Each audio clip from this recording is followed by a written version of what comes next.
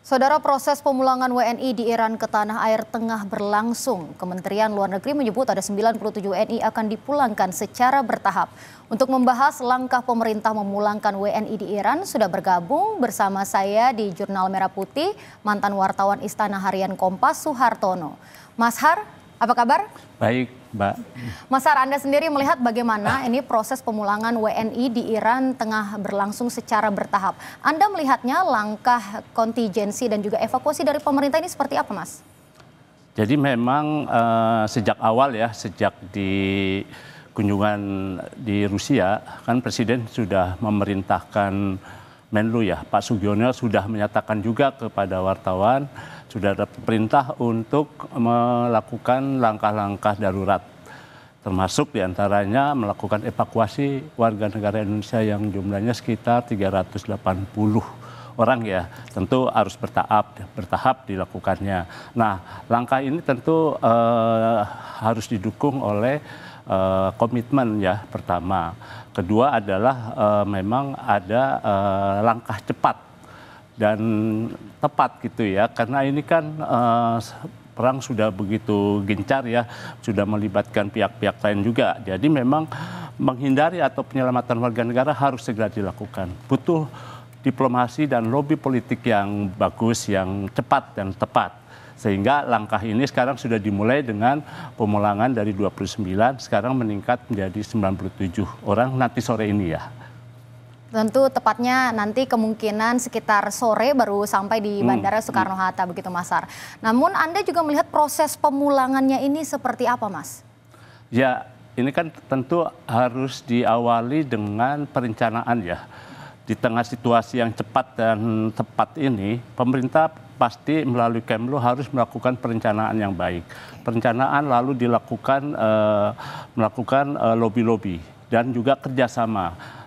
Diplomasi politik harus dilakukan ya, terutama karena memang nggak mungkin harus dari Teheran, lalu harus keluar. Nah, akhirnya kan ditempuh melalui ibu kota Azerbaijan ya, Betul. Di Baku ya. Mereka sudah di sana dan nanti tinggal dibawa ke Indonesia. Dan sebagian ada yang memang dipulangkan melalui Jeddah. Nah, langkah ini menunjukkan keberhasilan juga diplomasi Indonesia, gitu ya. Karena memang sebelum diplomasi sudah ada relasi yang baik.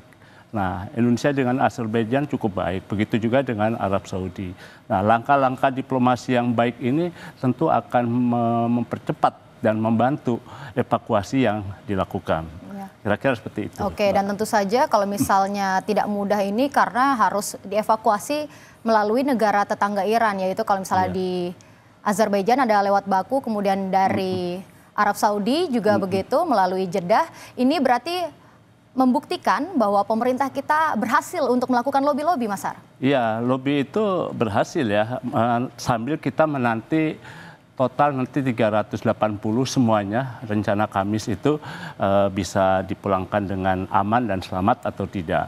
Karena memang pada saat-saat genting seperti ini, penting adalah upaya-upaya memperkuat kerjasama dengan negara-negara manapun juga, jadi bisa diantisipasi bila mana terjadi segala sesuatu. Misalnya dengan Azerbaijan yang mungkin tidak terlalu penting, tapi Indonesia mengutamakan juga relasi yang baik.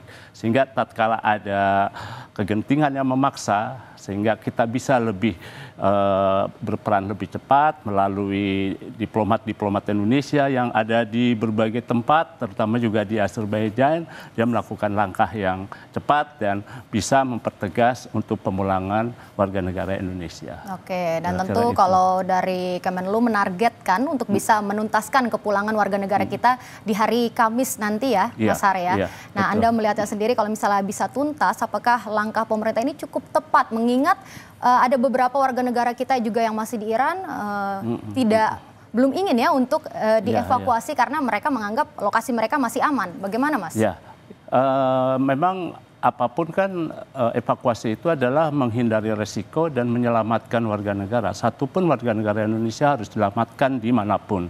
Nah, sehingga pasti upaya-upaya baik oleh Kemlu dan pihak-pihak lainnya, tentu juga intelijen Indonesia ikut membantu aparat untuk mengeluarkan mereka dan bergabung dengan warga negara lain untuk dipulangkan ke Indonesia. Sehingga tercapai target yang 380 orang itu.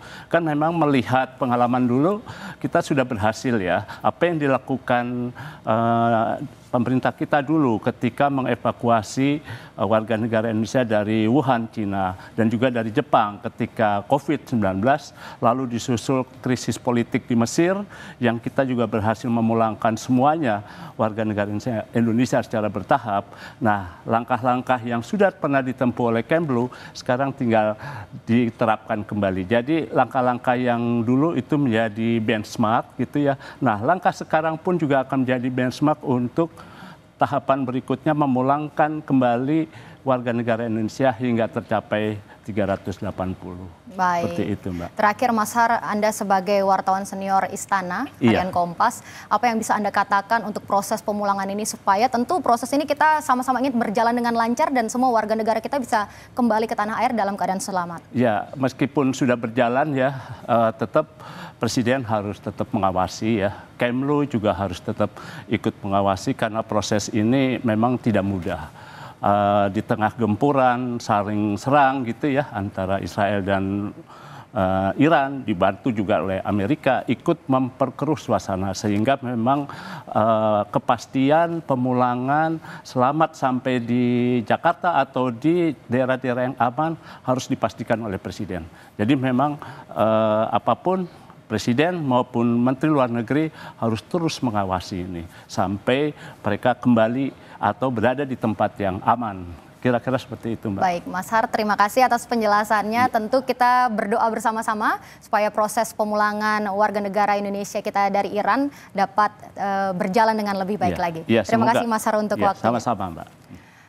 Dan saudara, kita akan kembali seusai jeda dengan informasi warga Kota Depok, Jawa Barat memenuhi kantor